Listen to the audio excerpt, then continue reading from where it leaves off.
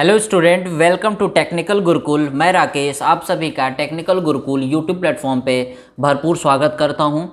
Student, last lecture में हम लोगों ने डिज़ाइन स्टेप के बारे में देखा हुआ था, कॉलम के बारे में।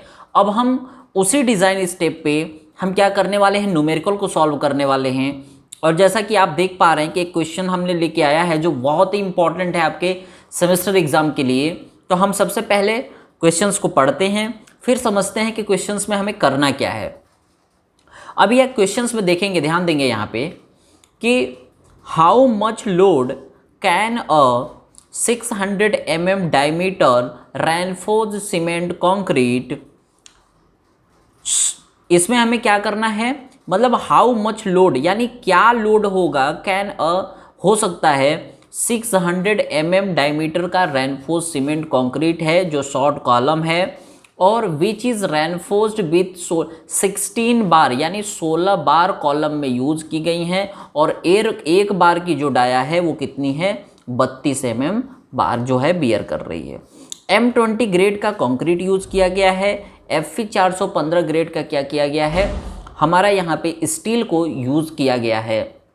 हमें क्या निकालना है, ध्यान देंगे यहाँ पे हमें लोड ऑन द कॉलम हमें निकालना है। यहाँ पे कि जो परमिसिबल जो लोड है कॉलम पे वो कितना है, इसे हमें क्या करना है, यहाँ पे फाइंड आउट करना है। ध्यान देंगे तो हमने कहा कि सबसे पहले हमने बताया था आपको कि सबसे पहले हमें क्या निकालना पड़ेगा, हमें ग्रॉस डाया निकालना पड़ेगा। हमने बताया कि जैसे M20 ग्रेड का कंक्रीट है, Fe 415 ग्रेड का क्या है, स्टील है, ठीक है।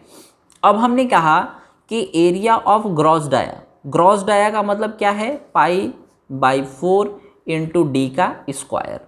तो π/4 यानी हमने कहा पाई की वैल्यू कितनी होती है, 22/7 रख दिया, ठीक है। अब इंटू नीचे 4 है तो 4 कर दिया। अब डी कितना है, यहाँ पे ध्यान देंगे, यहाँ पे डी का स्क्वायर का मतलब कि डायमीटर कितना है, 600 mm यानी 600 गुणे 600 mm। तो हमने इसको जब सॉल्व करेंगे, आप कैलसी से इसको सॉल्व करेंगे, ठीक है। जब इसको आप सॉल्व करेंगे तो आप पाएंगे कि जो हमारा ग्रॉस एरिया है वो कितना आएगा, 282,858 mm²। यानी हमने ये देखा कि जो ग्रॉस एरिया है π/4 डी का स्क्वायर, डी हमें पता है, तो हमने सबसे पहले क्या निकाला, ग्रॉस डाया निकाला। क्यों ग्रॉस डाया निकाला, अभी समझ में आ जाएगा। अब हमने ग्रॉस डाया निकाल लिया है। अब हम यहाँ पे करेंगे कि area of 16 bars of 32 mm dia, ठीक है। अब यहाँ पे ध्यान देंगे कि हमने क्या कहा कि 32 mm डाया की 16 बार हैं। तो हम यहाँ पे क्या निकालने वाले हैं, जैसे हमने कहा कि अब हमने 16 बार है और एक बार की डाया यानी π/4 इंटू डी का स्क्वायर यानी 32 का स्क्वायर। जब हम इसे क्या करेंगे, सॉल्व करेंगे 4π इंटू 32 का स्क्वायर, तो हमारे पास कितना आ जाएगा, हमारे पास जो वैल्यू आएगी वो आएगी 12,880 mm²। ध्यान देंगे, इसको समझेंगे अच्छे से। हमने पहले क्या किया, ग्रॉस एरिया निकाला, फिर हम क्या कर रहे हैं, यहाँ पे एरिया ऑफ 16 बार यानी जो 16 बार है जो 32 mm डाया की है उसका क्षेत्रफल अब हम निकाल रहे हैं। यानी हम क्या निकाल रहे हैं, area of steel in compression, हमने AC निकाल लिया। अब हमें क्या पता चल गया कि AC अगर निकाले, जैसे हमने आपको फॉर्मूला में क्या बताया था, फॉर्मूला भूलना नहीं है। ग्रॉस एरिया क्या होता है, area of concrete plus ASC। हमें ये पता है तो एरिया हमें क्या पता चल जाएगा, यानी जो नेट एरिया ऑफ कंक्रीट है AC बराबर नेट एरिया ऑफ कंक्रीट है, ये हमें निकल जाएगा। तो हम क्या करेंगे कि जो हमारा ग्रॉस एरिया है, ग्रॉस एरिया हमारा कितना आया है, इतना आया है 28, 28, 58। इसमें हम क्या करेंगे, 12,880 को घटा देंगे तो हमारा नेट एरिया ऑफ कंक्रीट निकल जाएगा। तो हमने क्या कहा, AC इज इक्वल टू 282858।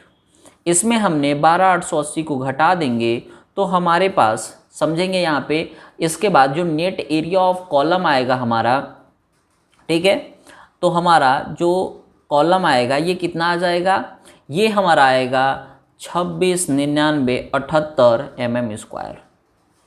ठीक है, हमें नेट एरिया भी पता चल गया कंक्रीट कॉलम का, और हमें यहाँ पे ग्रॉस एरिया भी पता चल गया, और area of steel in compression भी हमें फाइंड आउट हो चुका है। क्यों हमने इतना सारा किया हुआ है?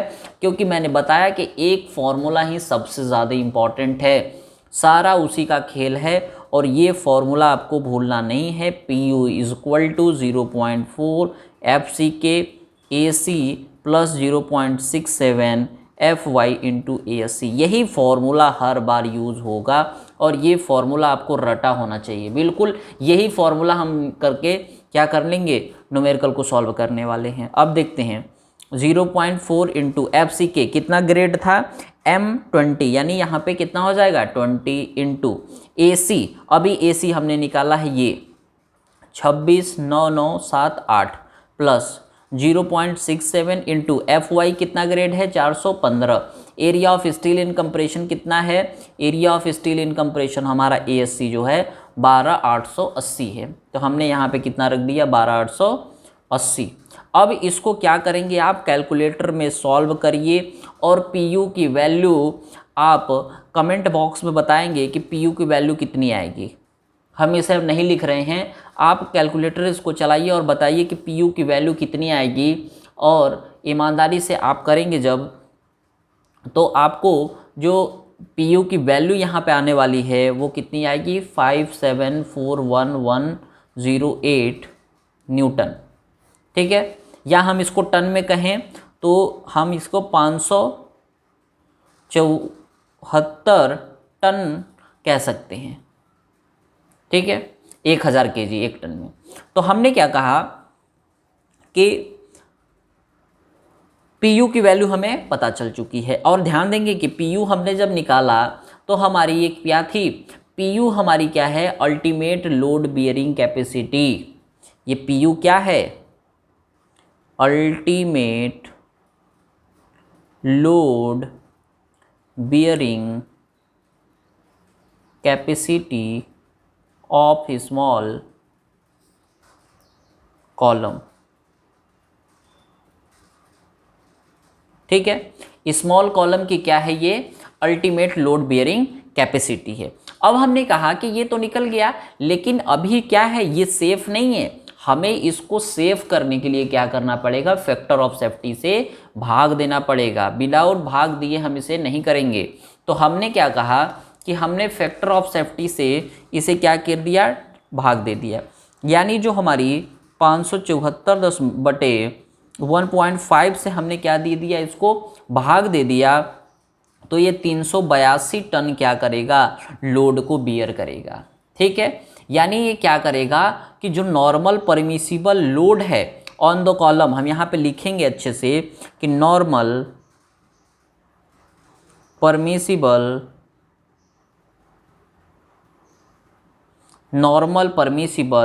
लोड ऑन कॉलम कितना है, इतना है 382 टन। एक टन में हमारा 1000 kg होता है। ठीक है, एक कुंटल में 100 kg होता है।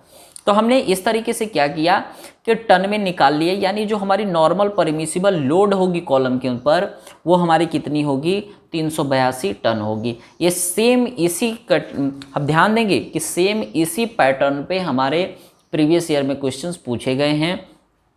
आपका जो सबसे इम्पॉर्टेंट फॉर्मूला है जिसको एकदम बिल्कुल भूलना नहीं है, और सारा का सारा आपका कॉलम का जो है डिज़ाइनिंग इसी फॉर्मूले पे होगी, तो इस फॉर्मूले को बिल्कुल आप रट जाइए, क्योंकि ये फॉर्मूला आपको काम आने वाला है आगे।